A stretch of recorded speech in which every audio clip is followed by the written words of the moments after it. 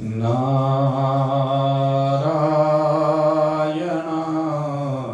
नमो नमः। श्री कृष्णाय वयं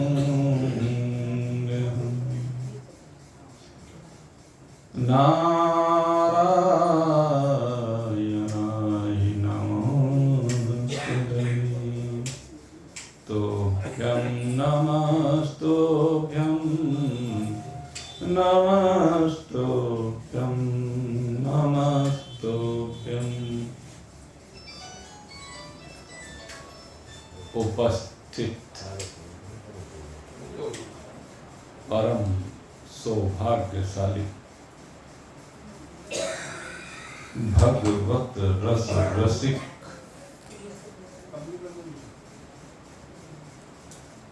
परमार्थ पथगामी जिज्ञासु वृंद, परमात्मा की हम सभी पर विशेष कृपा दृष्टि हो रही है, जिसके परिणाम स्वरूप हम नित्य निरंतर परमात्मा की महिमा का गुणानुवाद कर रहे हैं और सुन रहे हैं।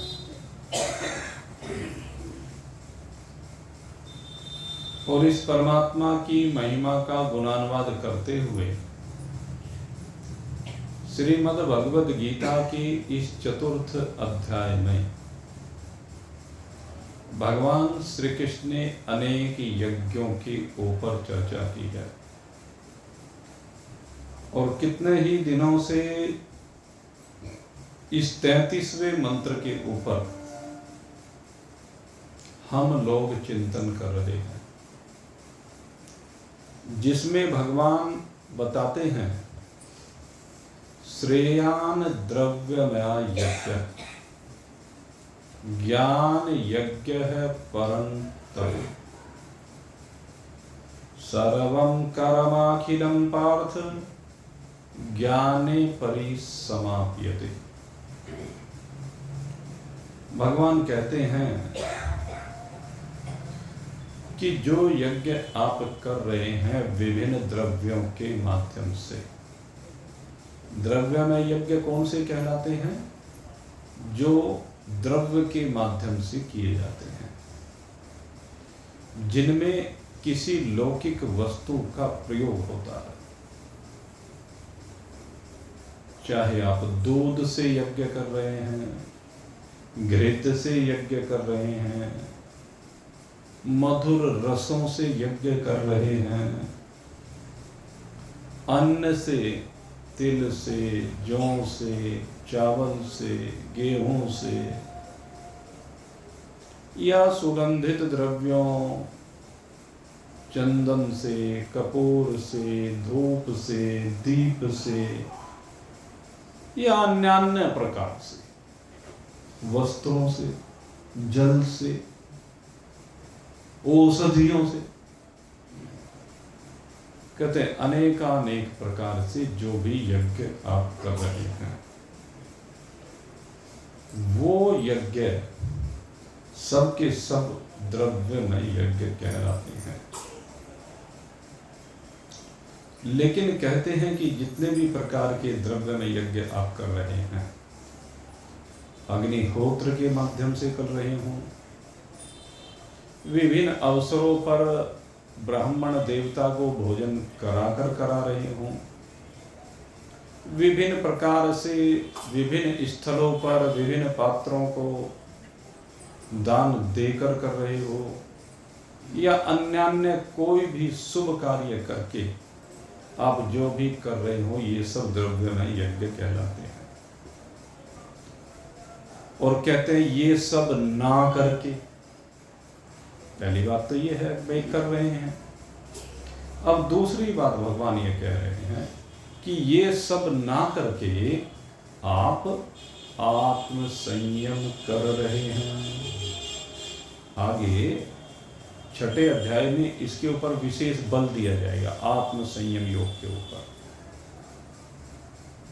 आत्म संयम से तात्पर्य है कि अपनी इंद्रियों को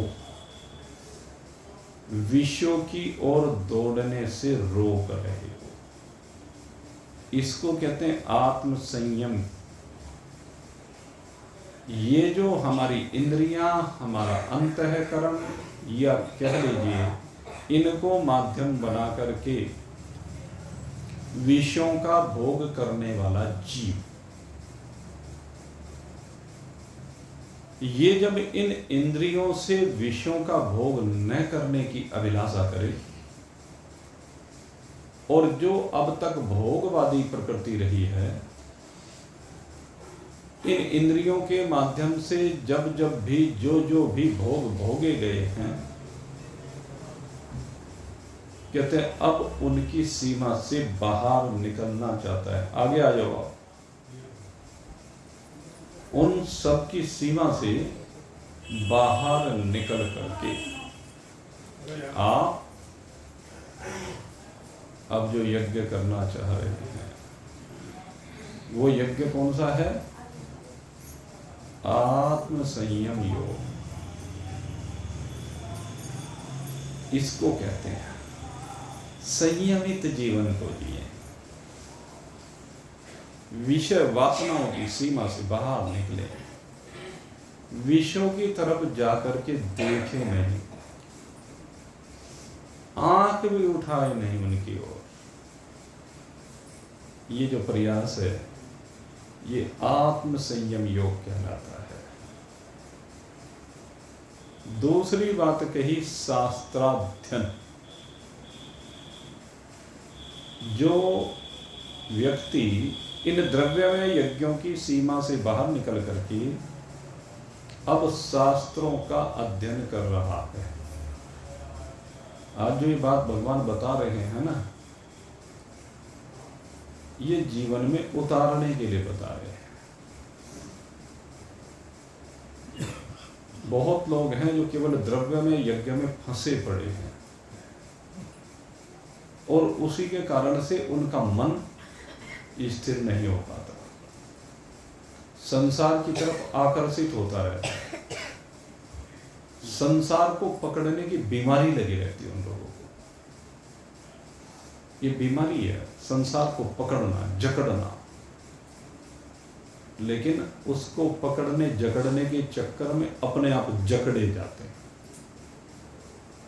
इसलिए कहा आत्म संयम, चाहतों की सीमा से बाहर निकलना। और ये कब संभव है? जब आप शास्त्रों का अध्ययन करेंगे। शास्त्रों का अध्ययन करने से आपको उचित और अनुचित का ज्ञान होगा। परमार्थ प्राप्ति के मार्ग में क्या सहायक है और क्या अवरोध है,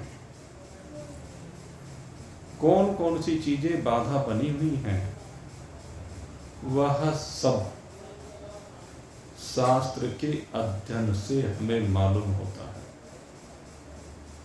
और जिस व्यक्ति को शास्त्र का अध्ययन करने का अभ्यास बन जाए, कहते हैं वही आगे फिर तत्व विचार की ओर आगे बढ़ता है, वह नित्य और अनित्य का विवेक प्राप्त करने की ओर आगे बढ़ता है। क्योंकि चिंतन ही वही कर सकता है कि क्या नित्य है और क्या अनित्य है, क्योंकि संसार तो अनित्य में ही फंसा हुआ है। हम जहां भी देखें, सारा संसार अनित्य में, क्षणभंगुर में, विनाशी में फंसा पड़ा है, और उसके संग्रह में ऐसा पागल हो गया है कि बस उसको उत्तरोत्तर बढ़ाते जाना चाहता है और अपने दायित्वों को भूल जाता है। जब उसको अवसर मिलता है भगवान उसको अवसर देता है कि इस अनित्य के माध्यम से इस अनित्य का थोड़ा सा त्याग कर ले तू, और थोड़ा सा त्याग करके तू परमार्थ की ओर बढ़ जा, तो उस अवसर को गंवा देता है। हर समय अवसर नहीं मिला करते किसी को, अवसर कभी कभी मिलते हैं, क्योंकि शुभ कार्य भी कभी कभी विशेष रूप से हुआ करते हैं। एक तो सामान्य शुभ कार्यों की बात होती है, तो सामान्य शुभ कार्य तो अपनी अपनी परिस्थिति के अनुसार जैसे भी देखें सब करते ही रहते हैं। विशेष जो कार्य हैं उनके अवसर सदा नहीं मिलते। मंदिरों के निर्माण सदा नहीं होते। मंदिरों के निर्माण में कोई कोई बिरला हेतु बन पाता है, कोई कोई भाग्यवान होता है जो मंदिर निर्माण में भगवान उसके इस अनित्य पदार्थ को स्वीकार करता है। हर व्यक्ति के धन को भगवान स्वीकार नहीं करते हैं। किसी के पास कितनी ही माया रखी हो, कितना भी मन करता हो, लेकिन लालची है तो भगवान उस लालची व्यक्ति के धन को स्वीकार ही नहीं करते। और ये हमने प्रत्यक्ष एक बार नहीं अनेक बार देखा है। जब भी कोई विशिष्ट अवसर आता है तो भगवान सबकी सेवा को स्वीकार नहीं करते, किसी किसी की सेवा को स्वीकार करते हैं। और भाग्यवान होते हैं वे लोग जिनकी सेवा को भगवान स्वीकार कर ले।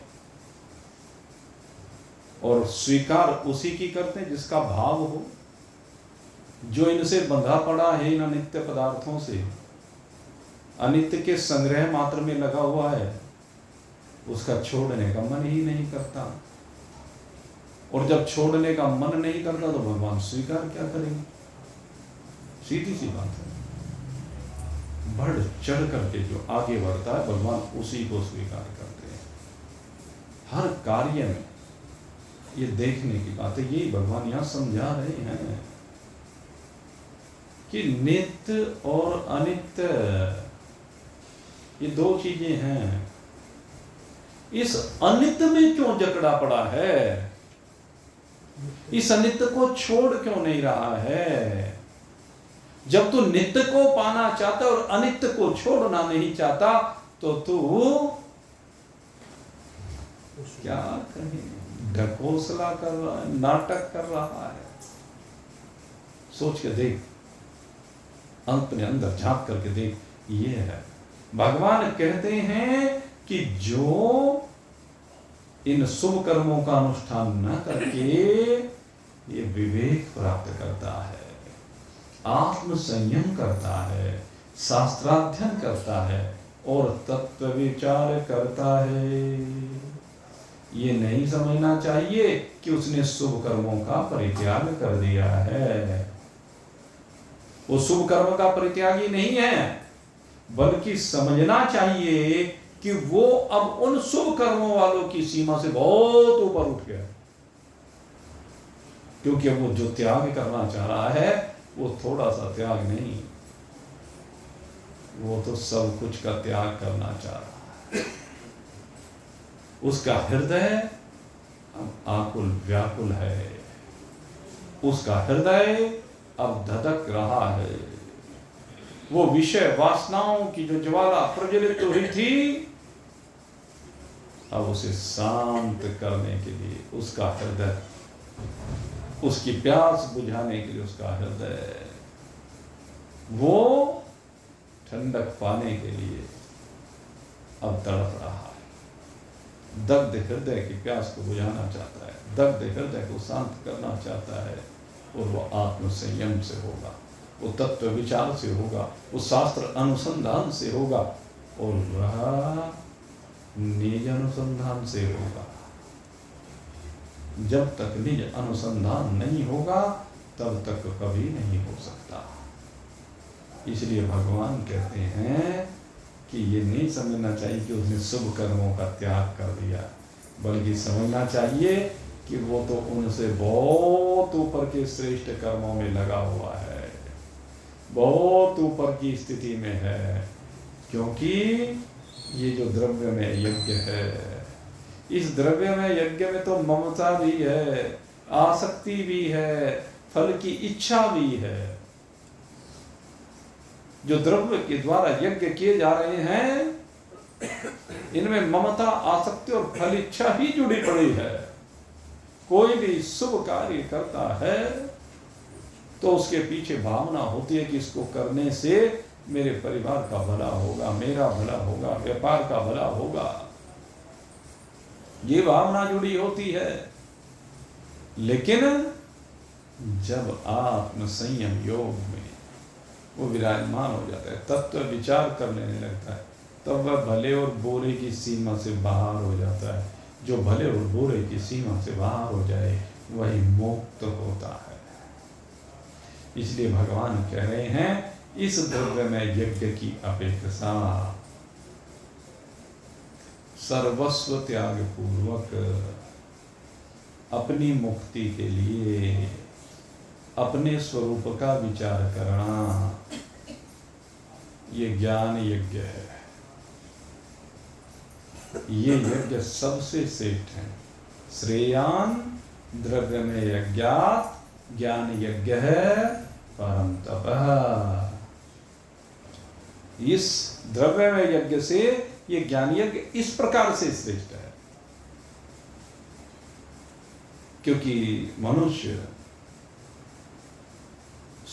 इस यज्ञ में स्वरूप से विषयों का त्याग कर देता है। वो कहीं भी बंधा हुआ नहीं रहता है, वो कहीं फिर विस्तार की अभिलाषा रखने वाला नहीं होता है, वो संग्रही नहीं होता है।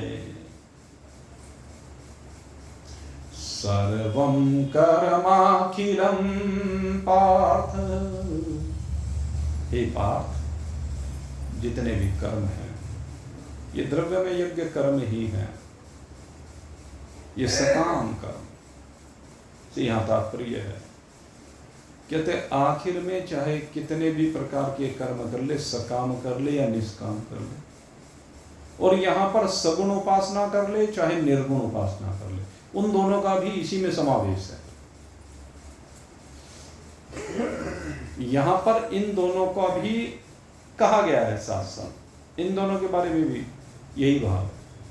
केवल यह मत समझना कि केवल द्रव्य में यज्ञ को कहा गया, सकाम उपासना, सकाम निष्काम कर्म और सगुण निर्गुण उपासना, दोनों भी, इन दोनों की सीमा से भी आगे भगवान ने बात की है। सर्वाखिलम, सर्व कर्माखिलम, सारे कर्म, सारी उपासनाएं आखिर में हे पार्थ ज्ञाने परिसमाप्यते,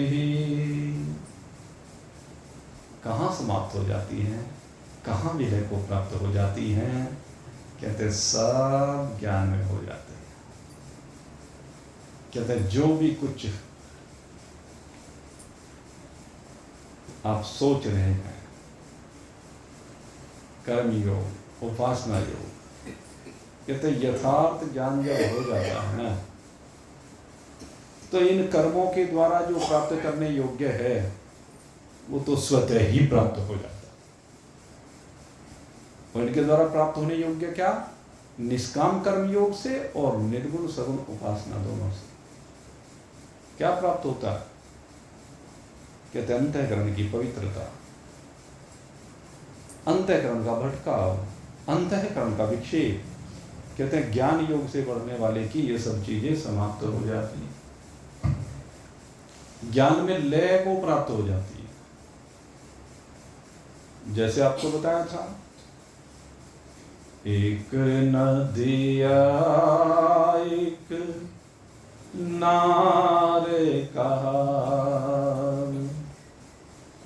एक नदिया एक नारे कहा, मैं लोही नीर भरो, मैं लोही नीर भरो, दो मिल एक बरन भई, दो मिल एक बरन भई,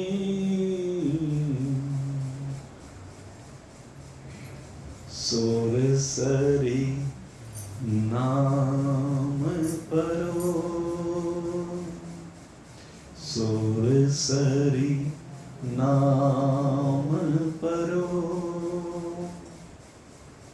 कहते हैं जब पृथक पृथक देखते हैं, एक नदी दिखती है, एक गंदी नाली दिखती है जिसमें कीचड़ भरा हुआ है, लेकिन वही नाली जब उस नदी में मिल जाती है तो नाली का कुछ पता लगता नहीं है।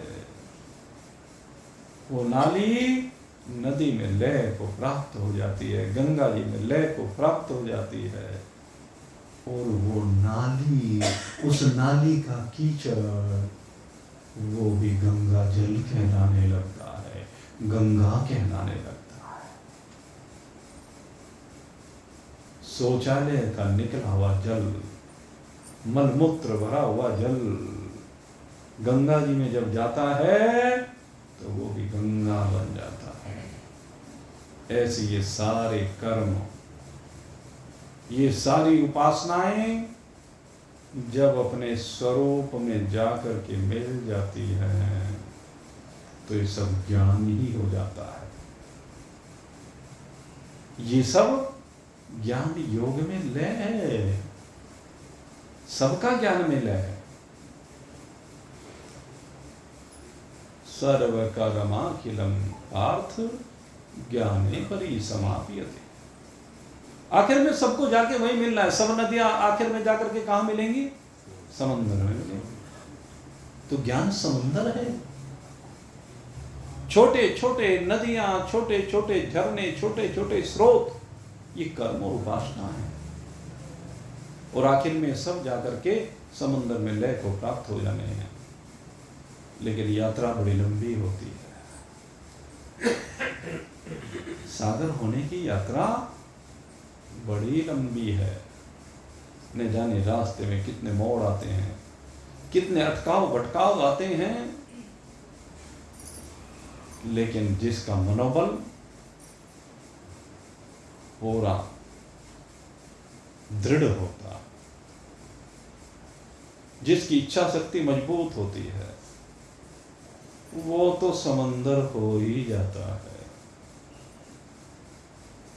जहां प्रबल इच्छा शक्ति नहीं है वो भटकता रहता है, वो वहीं गोल चक्कर लगाता रहता है। नदी की मझधार में फंसा हुआ जल वहीं के वहीं घूमता रहता है, वो अपनी यात्रा पर आगे नहीं बढ़ पाता है। अपितु जो उसके संग में लग जाता है उसे भी अपने में ही लय कर लेता है, अपने में ही अपने जैसा बना लेता है, मार देता है। मझधार में यही तो होता है। इसलिए कह रहे हैं इस मझधार से बाहर निकल, तू मझधार में क्यों फंसा पड़ा है, क्यों भटक रहा है, क्यों धक्के खा रहा है। जरा 2 घड़ी बैठ करके भगवान का भजन कर, अर्थात अपना भजन कर। यहां पर भगवान से तात्पर्य किससे है? अपने भजन से, अपनी आत्मा के भजन से है, इस सर्वव्यापक परमात्मा के भजन से है। और कैसे भजन करना है? तो शरीर की सीमा से बाहर निकलना, उन सीमाओं से बाहर निकलना है जिसको हम द्रव्य कहते हैं। द्रव्य की सीमा से बाहर निकलिए। ये पंचभूतात्मक जो द्रव्य हैं, इनकी सीमा से आपको बाहर निकलना पड़ेगा। और जब इन पंचभूतों की सीमा से आप बाहर निकलेंगे तभी अपनी वास्तविकता को जान पाएंगे कि मैं कौन हूं। नहीं तो इन पांचों भूतों में भटकते रहेंगे, चिपके रहेंगे पूरी तरह। भटकाव के अलावा और कुछ होने वाला नहीं है। सारी जिंदगी यूं ही धक्के खाते रहोगे और मृत्यु से मृत्यु को प्राप्त होते चले जाओगे। इसलिए संभल जाओ मेरे मित्रों, संभलिए, विचार कीजिए और विचार करके अपने में विराजमान हो जाइए। इस भटकाव से बाहर निकल जाइए, आने जाने के चक्र से बाहर निकल जाइए। स्थिरता लाइए, अचलता लाइए। ये जो चंचलता है ना, ये चंचलता हमें फंसा रही है। ये चंचलता हमारा विनाश कर रही है। ये बार बार की भाग दौड़ मेरे मित्रों भटका रही है। इसलिए भटकाव से बाहर निकलो भाई। इस भटकाव से बाहर निकलने पर ही आनंद की अनुभूति होगी। जब तक भटकाव से बाहर नहीं निकलोगे बात नहीं बनेगी। आनंद चाहते हो तो आनंद तभी मिलेगा। और अगर द्रव्य में फंसे रहे तो आनंद कभी नहीं मिलेगा। और इस शरीर में नहीं मिला तो फिर किसी शरीर में मिलेगा ही नहीं, क्योंकि ये आनंद केवल और केवल इसी शरीर में मिल सकता। इसलिए भगवान कहते हैं, हे अर्जुन, तद विद्धि प्रणिपातेन परिप्रश्नेन सेवया उपदेक्षन्ति ते ज्ञानम् ज्ञानिनस्तत्त्वदर्शिनः। कहते हैं इसके लिए अगर तेरी बात नहीं बन रही है, स्वयं से नहीं समझ पा रहा है, तो जरा महान पुरुषों की शरण में जा। और महान पुरुषों, कौन से महान पुरुष? जो ज्ञान योग के तत्व का उपदेश करते हैं, मन माने आचरण नहीं। ये जो मन माने आचरण है ना, ये मन माने आचरण कई बार देखने में अच्छे तो लगते हैं, लेकिन ये मन माने आचरण फंसा देते हैं। जितने भी मत, पंथ, संप्रदाय खड़े हुए हैं, चाहे कृष्ण भक्ति से जुड़े हुए हों, चाहे राम की भक्ति से जुड़े हों, शैव हों, शाक्त हों, अपने को वैष्णव कहने वाले हों, लेकिन जहां पर मत जुड़ गया वो सीमाओं में कैद हो गए। भगवान तो असीम है, कृष्ण असीम है, राम असीम है, शिव असीम है, भगवती असीम है, लेकिन ये मत वाले भगवान को भी सीमाओं में बांध देते हैं। अभी कुछ दिन पहले ऐसे एक मत से जुड़ी हुई एक भक्त, वो हमारे पास काफी देर बैठ करके चर्चा की, और चर्चा करने के बाद आखिर में बात वही निकली। कहते तो ये हैं कि हम कृष्ण की भक्ति करते हैं, लेकिन उनका कृष्ण एक छोटे से कोने में कैद होकर के रह गया है। उन्होंने अपने कृष्ण को भी एक छोटे से दायरे में कैद करके रख दिया, और गुरुडम के चक्कर में उस कृष्ण को, उस गुरु जी को मान लिया और उस गुरु जी में फंसे पड़े हैं। उसकी सीमा से बाहर नहीं, उसने मन माने लोगों की कल्पना कर दी है। ये क्या है? मन माने लोगों की कल्पना है, मन माने तरीके से सिद्धांत, लौकिक रूप से भी उनके निर्णय सही नहीं है और आध्यात्मिक तो वो उससे आगे बढ़ते ही नहीं है। उनके पास केवल क्या है? एक मंत्र जाप। ये जितने भी हैं कोई एक अपना मंत्र बनाएंगे और उस मंत्र जाप में ही उलझाए रखेंगे, उससे आगे की बात करेंगे।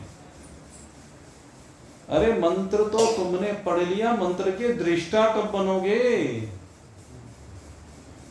बात तो मंत्र के दृष्टा बनने की है और वो केवल जाप करने मात्र से बात नहीं बनेगी। जाप करना चित्त की एकाग्रता के लिए है, भटकाव को रोकने के लिए है। समझना तो मंत्र को पड़ेगा। उस मंत्र के जिस दिन दृष्टा बन जाओगे तब उस आनंद को प्राप्त करोगे जिसे परमात्मानंद कहा जाता है। नहीं तो जपते रहो, जपते रहो, जपते रहो। इसलिए फंसिए मत, मतों की सीमाओं से बाहर निकलो। और मैं तो इसीलिए कहता हूं, चाहे वो कितना भी अच्छा आपको मत लगता हो, अगर यदि वहां जा रहे तो निश्चित रूप से वो आपको अधूरेपन में फंसाए रखेगा। दुधारी तलवार है भाई। अब दुधारी तलवार पे तो भाई गड़बड़ हो गया, दो नावों का सवार, वो पार नहीं हो सकता कभी भी। जो दो नाव में सवार होता है वो कभी पार नहीं होता है। इसलिए एक तरफ दृष्टि को बनाइए।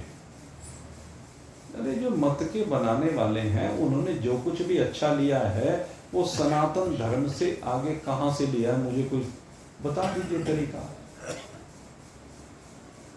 कृष्ण भक्ति का प्रचार करने वाले जो गीता जी और भागवत जी को ले रहे हैं वो कहां से लिया उन्होंने? अन्य शास्त्रों को तो मानते नहीं, गीता जी और भागवत जी को मानते तो उनको मानते हैं, अच्छी बात है उनको मानना, लेकिन वो आए कहां से? तुम एक बिंदु में संतुष्ट होना चाह रहे हो, बिंदु की बात मत करो, सिंधु। बिंदु रहोगे तो जन्मोगे और मरोगे। इसलिए बिंदु की बजाय व्यापक असीम अपार सिंधु बनना है, अनंतता में विराजमान होना है। कब तक सीमाओं में बंधे रहोगे, कब तक फंसे रहोगे? और इसके लिए किसके पास जाएं? कहते हैं जो तत्वदर्शी, जिसने तत्व को देख लिया, साकार भगवान को नहीं। केवल साकार भगवान को देखने वाला, उसकी बात नहीं की जा रही है। साकार भगवान के दर्शन तो बहुत को हो जाते हैं, ये तो भाव से कोई भी कर सकता है अगर करना चाहे। बड़ी साधना होती है इसमें भी, ये नहीं कोई ऐसे हो जाते हैं। लेकिन कहते उससे भी ऊपर की बात करो। अगर आपको नैया को पार लगाना है तो उससे ऊपर आना पड़ेगा, क्योंकि वो भी बीच में है मामला। भगवत दर्शन, प्रहलाद, ध्रुव की बात है, ध्रुव की बात। ध्रुव को भगवान के दर्शन हो गए लेकिन मुक्ति हुई क्या ध्रुव की? बाद में पछताया ध्रुव बहुत, कहने भगवान को पाकर भी तूने भगवान से क्या मांगा? भगवान सन्मुख हैं और तूने भगवान से मांगा क्या? राज्य, भोग, वो लोक, ध्रुव लोक, उससे आगे नहीं मांगा। अरे भगवान से मांगना है तो भगवान को मांगो। भगवान को मांगने से मतलब जो भगवान के पास निधि है, ज्ञान की निधि जो अर्जुन के ऊपर लुटा रहे हैं भगवान। भगवान से मांगना तो ये मांगो जिससे आगे फिर आप में और भगवान में कोई फर्क ही नहीं रह जाएगा। आप और भगवान एक रूपता को प्राप्त होकर के अनंत असीम अपार हो जाएंगे। ये मांगना है भगवान से, ये है वो स्थिति। तो इसी की बात करें, उपदेक्षन्ते ते ज्ञानम ज्ञानिनः तत्त्वदर्शिनः। कहते हैं जो इस ब्रह्म ज्ञान का उपदेश देने वाले हैं, जो आत्मा और परमात्मा की एकता को समझाने वाले हैं, जो जगत के बंधनों से छुड़ाने वाले हैं, जो पंचभूतात्मक त्रिगुणात्मक जगत की संकल्पना से बाहर निकाल करके अनंतता में विराजमान कराने वाले हैं। ऐसे महान पुरुषों के पास जाइए। और भगवान कहते हैं अर्जुन को कि उनके पास जाकर के प्रणिपात करे। सबसे पहले ये जरूरी है, जब तक प्रणिपात नहीं होगा तब तक उनके अंदर का माल निकल करके आपके हृदय में प्रविष्ट नहीं हो सकता। पात्रता चाहिए। महान पुरुषों के अंदर से अमृत तत्व को निकालने के लिए आपके अंदर पात्रता चाहिए। आपको पात्र बनना पड़ेगा। शेरनी का दूध अगर निकालना चाहते हैं तो पहले सोने का पात्र, हिरण्यमय पात्रेण सत्यस्य, ये वो पात्र जो सोने का, सोना माने शुद्धता का पात्र है। सोना माने विक्षेप रहिता का, कोई विक्षेप नहीं, कोई विकार नहीं, ऐसा पात्र चाहिए भाई। और भाई इसके लिए तो पूरी मेहनत करनी पड़ती है, जम के। भक्ति मार्ग में और ज्ञान मार्ग में अंतर है। भक्ति मार्ग के जो साधक होते हैं वहां पे मेहनत इतनी नहीं करनी पड़ती, लेकिन ज्ञान योग के साधकों को बहुत मेहनत करनी पड़ती है। भक्ति योग के साधक जिस समय उनकी साधना सिद्धि को प्राप्त हो जाती है, तो सिद्धि को प्राप्त होने के बाद भी भक्ति की जो सिद्धि है, उस सिद्धि को प्राप्त होने के बाद भी वो आवागमन के चक्र से मुक्त नहीं हुए अभी तक। अभी उन्हें शरीरों के माध्यम से लंबी यात्रा करनी है। वह यात्रा चाहे वैकुंठ में ही करनी है। वैकुंठ की यात्रा नहीं है क्या? कोई लोहे की जंजीरों में जकड़ा हुआ बड़ा दुख पा रहा था, अजी ये लोहे की जंजीरें, जकड़ा पड़ा हूं, बड़ा कष्ट होता है। कहने लगे अच्छा भाई कोई बात नहीं, तेरी लोहे की जंजीरें काट देते, तुझे सोने की जंजीरों में बांध देते हैं, सुख मिल जाएगा। मिल जाएगा क्या? नहीं मिलेगा। वो अनंतता, असीमता, अपारता नहीं मिलेगी। कब मिलेगी? जब वैकुंठ में जाने के बाद भी उसकी जिज्ञासा जागृत होगी। जो काम तू 10 लाख साल वैकुंठ में रहने के बाद करेगा वो आज ही कर लेना है। भगवान ये समझा रहे हैं 10 लाख साल का भटकाव क्यों? 10 लाख साल की गुलामी क्यों? वहां भी तो विषयों में जुड़ा रहेगा। वो विषय भले ही सात्विक हो। भगवान के लोग के विषय कैसे हैं? सात्विक है। विषय चाहे तामसी हो, चाहे राजसी हो, चाहे सात्विक हो, भाई विषय तो विषय हैं।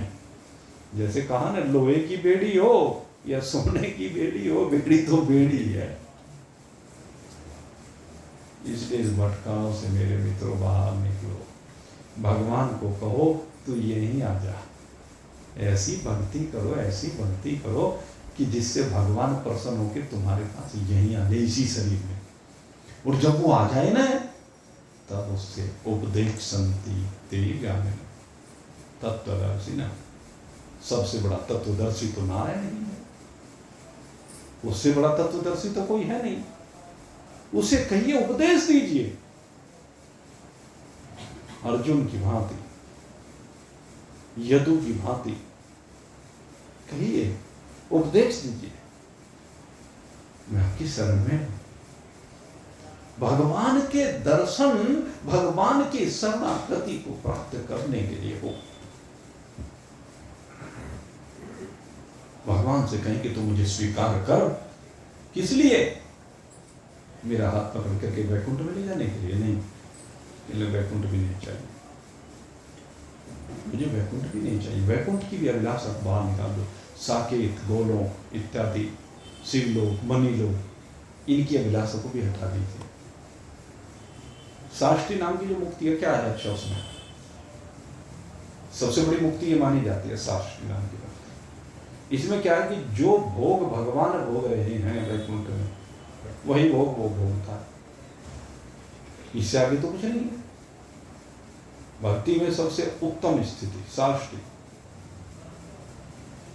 अब ये साष्टी नाम की मुक्ति में वो उन भोगों को भोग रहा था, तो उसके अंदर भी वही भगवान की 6 शक्तियां विराजमान हो गई। अरे लेकिन तेरी मुक्ति नहीं हुई, तू अभी उस आनंद में नहीं गया, अभी भी भोगों के आनंद में है। भगवान के जैसे भोग, ये तो साष्टी मुक्ति, तो अभी भोग है, अभी योग नहीं हुआ, अपने स्वरूप का योग नहीं हुआ, अपने शरीर का बोध नहीं हुआ। इसलिए प्रणिपात कर, अगर वैकुंठ में पहुंच गया तो वहां भी प्रणिपात कर, भगवान मुझे 10 लाख साल की यात्रा नहीं करनी है। वहां भी भगवान से प्रार्थना करें, क्योंकि जो बात मैं कह रहा हूं, जो उन सब वैकुंठ में जाएगा, वहां जाने के बाद ये बात आपको याद आएगी, तो याद रखना, मैं कहता हूं आपसे,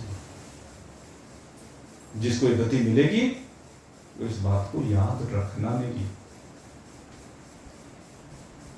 कि वहां जाकर भगवान से भी यही प्रार्थना करना कि प्रभु उपदेश दीजिए।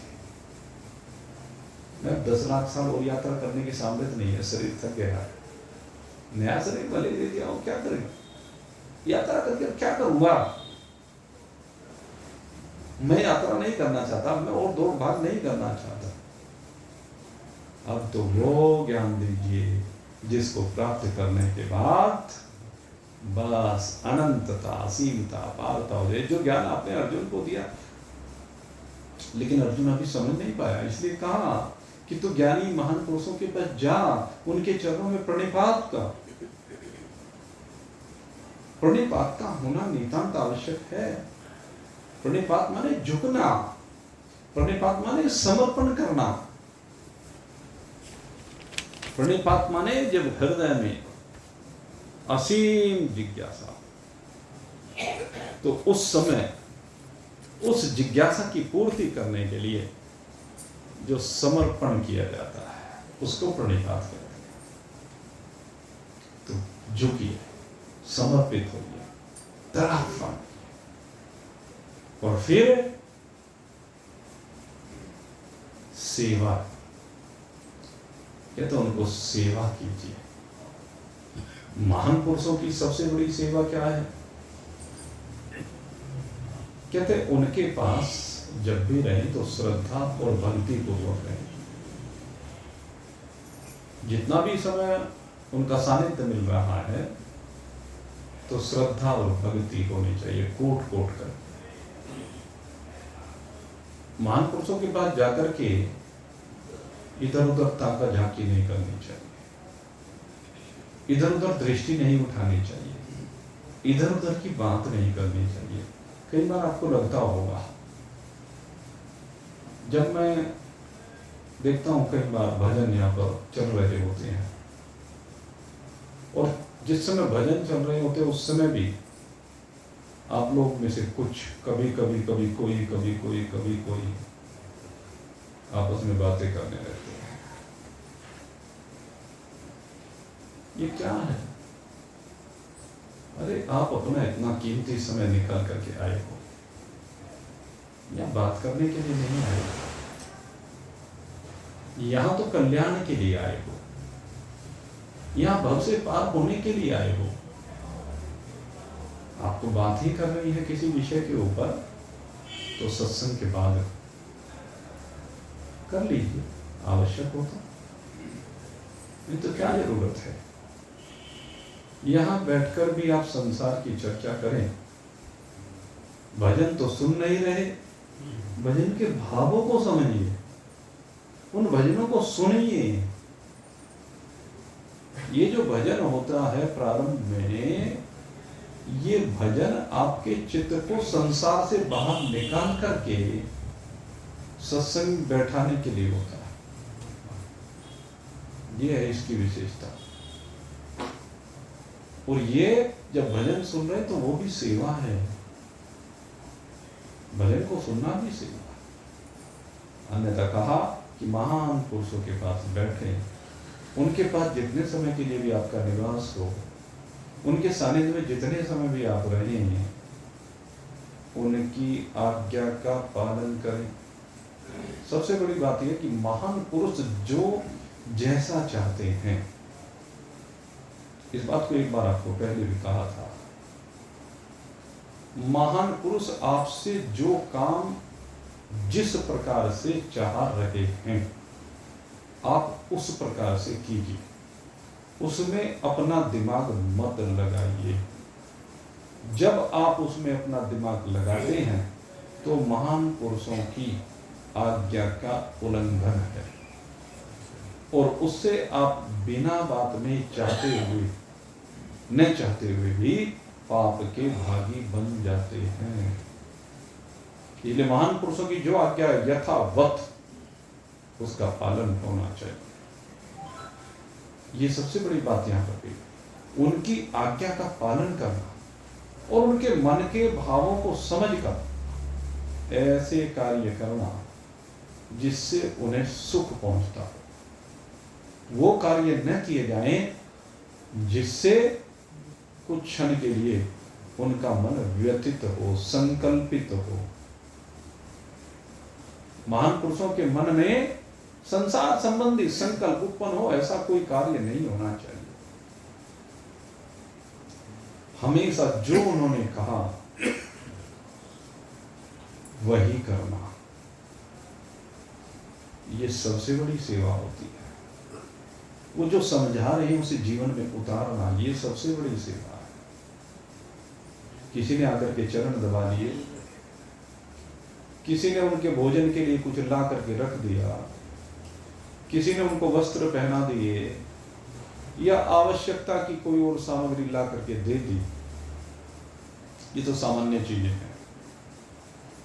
सेवा ये भी है, ऐसा नहीं कि ये सेवा नहीं है, ये भी सेवा में आता है, लेकिन ये सामान्य सेवा है। विशेष सेवा, सबसे विशेष सेवा ये है कि महान पुरुषों के मनोभाव को समझ करके, महान पुरुषों ने जो उपदेश दिया है उस उपदेश को अक्षरतः अपने जीवन में उतारें। महान पुरुषों की अभिलाषा यही होती है कि जो भी शिष्य उनके पास आता है वो शिष्य तृप्त हो जाए, वो शिष्य मृत्यु के मुख से बाहर निकल जाए, वो शिष्य अमृत तत्व को प्राप्त कर ले, वो शिष्य आनंद स्वरूपता में विराजमान हो जाए। इसलिए महान पुरुषों के पास जाएं, जाकर के प्रणाम करें, सेवा करें, और फिर कहा परिप्रश्नेन, फिर कहा उनसे प्रश्न करें। लेकिन कब प्रश्न करें और किस विषय में प्रश्न करें, बात यह है ना। तो कहते हैं अपनी मुक्ति के बारे में प्रश्न करें। जब सेवा से वो संतुष्ट हो जाए, ये नहीं जहां देखा जब देखा कभी भी पूछ लिया, नहीं, ये नहीं, बीच में नहीं, बीच में व्यवधान होता है।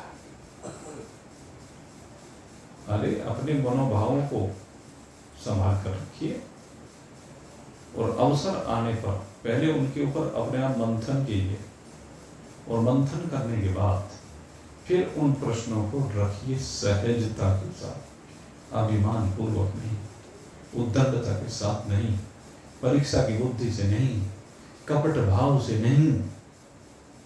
कहते हैं ये जो इस प्रकार से प्रश्न किए जाते हैं, कहते हैं उससे कोई भला होने वाला नहीं है, क्योंकि जिज्ञासा तो है नहीं, इन चीजों में जिज्ञासा नहीं है। और प्रश्न जब जिज्ञासा पूर्वक किया जाएगा तभी तो तेरे संशय दूर होंगे, तभी तो तेरे जीवन में बदलाव होगा। तभी तो तुझे अपनी प्राप्ति होगी। और जब ये चीज है ही नहीं, अभिलाषा ही नहीं है, तो वो भी हाथ जोड़ देते हैं, हाथ जोड़ देते हैं।